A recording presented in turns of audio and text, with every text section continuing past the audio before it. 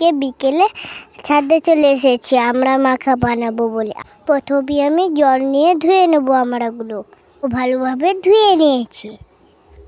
আরেকবার জল নিয়ে আবার ধুয়ে নিলাম।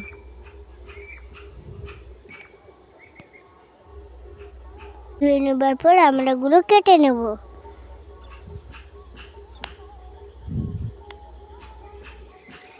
আমার কাটা হয়ে গেছে। এখানে কি কি মশলা নিয়েছি বলো তো? আমি জল দিলাম, প্রথমে ঝাল, প্রথমে নুন, তারপরে চিনি, জিরেগুলো, সরষের তেল। আমি তেল দিয়ে দেবো।